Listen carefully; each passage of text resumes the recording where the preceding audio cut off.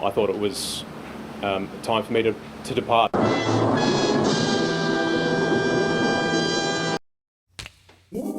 Look, I don't think anyone was genuinely surprised that Andrew Hastie quit Sussan Ley's front bench late Friday.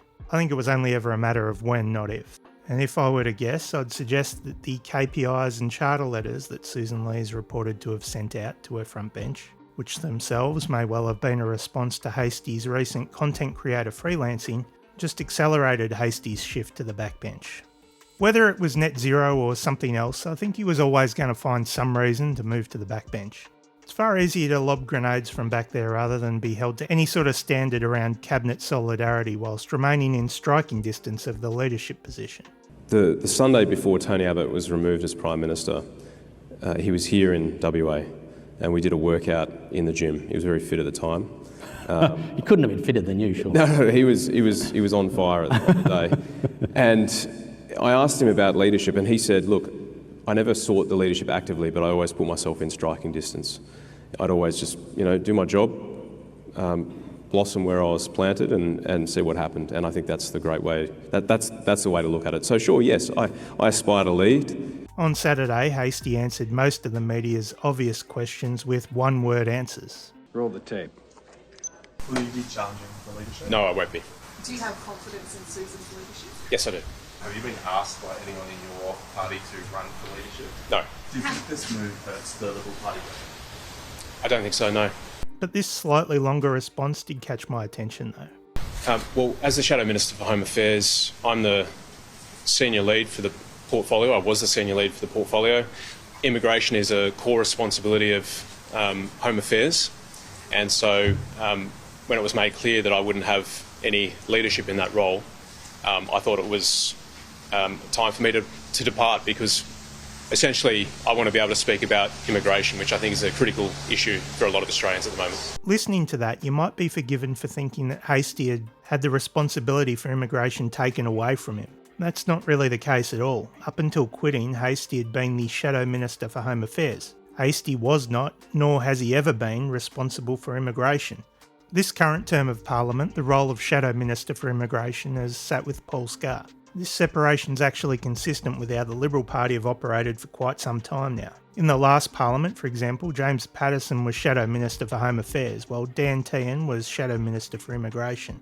Given that he was not the Shadow Immigration Minister and has never been the Shadow Immigration Minister, I think we can assume that Hastie should have been quite clear that he wasn't the immigration lead, making his reason for quitting the front bench look a little bit flimsy.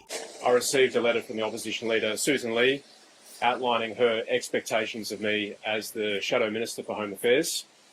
In the letter, she made it clear that I would not be leading our response on immigration, nor developing our policy within the coalition. She also emphasised shadow cabinet solidarity as a convention, something I believe very deeply in.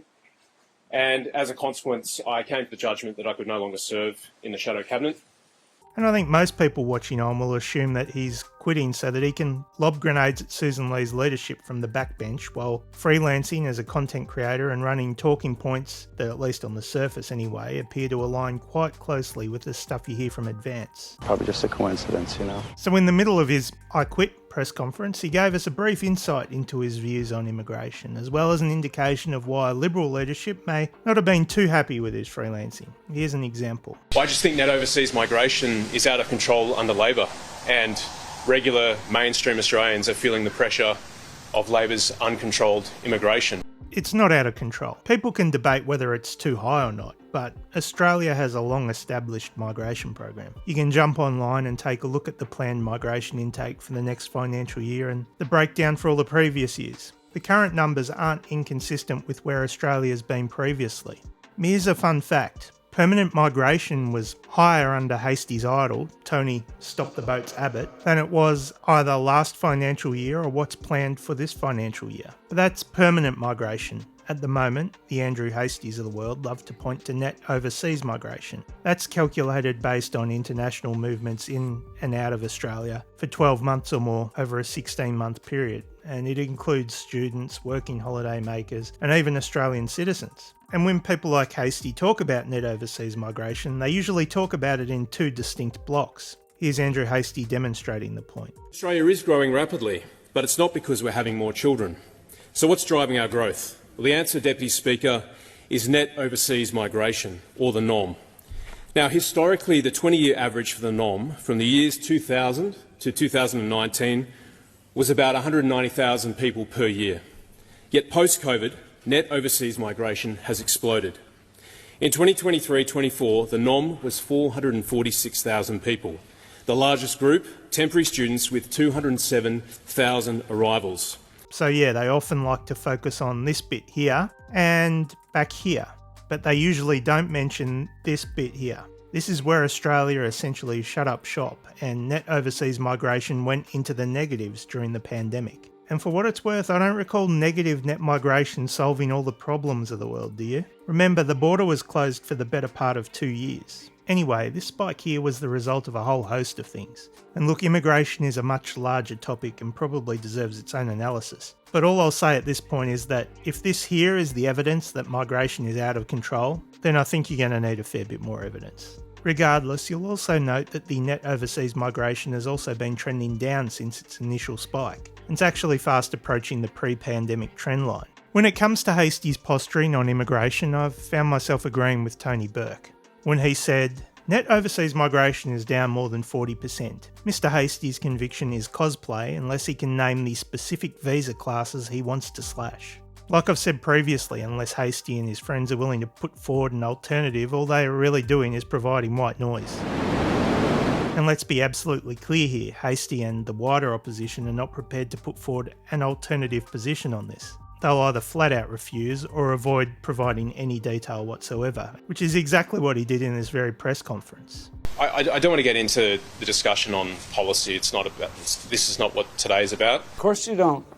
You may remember that prior to the last election, the opposition under Dutton actually put forward a number before they quickly walked it back once they were smacked in the face with reality and the economic impacts to the country that would be felt if immigration was cut too heavily. Reducing immigration numbers is not as simple and as straightforward as people might like to think. Look, I think we're going through a period of renewal. I think the centre-right as a movement is fractured at the moment. We're seeing the One Nation vote increase quite significantly, and I think one of the jobs we have to do as a Liberal Party is reconstitute that natural constituency if we're going to win government. David Spears probably sums that up pretty well. Here he is here. At the heart of this is a fundamental difference over what direction the party should pursue. Sussan Ley wants to win back voters in the centre, those in metropolitan seats. Andrew Hastie says the priority should be chasing One Nation voters on the right. For the Liberal Party, trying to win back any votes they've lost to One Nation would not only be a total waste of time, but it would also be a monumental act of self-sabotage. These One Nation votes are going to find their way back to the coalition regardless. The same way Greens votes ultimately find their way back to Labor. How many One Nation voters do you think will preference Labor ahead of the coalition? And on the flip side, how many Greens voters do you think preference the coalition over Labor? Not many on both counts, I'd say. Drifting further out to the right is not going to help win the party back any of the seats that it's lost recently. If anything, it'll just help them lose even more. There's no challenge to Sussan. I support Sussan. Look, you don't quit the front bench in support of your leader. I don't think anyone's naive enough to believe that. This all spells trouble for Sussan Ley. While all the reporting suggests that there's no imminent challenge, it sounds like Hastie will go occupy the backbench for a while and work on his manifesto like Abbott did years ago. And like Abbott, Hastie's made sure that he's within striking distance should the opportunity arise for him to slip in and satisfy his leadership ambitions. This is my leader. There you go. And I'm ambitious for him. Yeah, good on you. Thanks, Gomo. So are we in Sussan Ley versus a lettuce territory? Probably not quite yet, but I don't think it's going to hurt to check back in early in the new year. It's pretty simple, guys.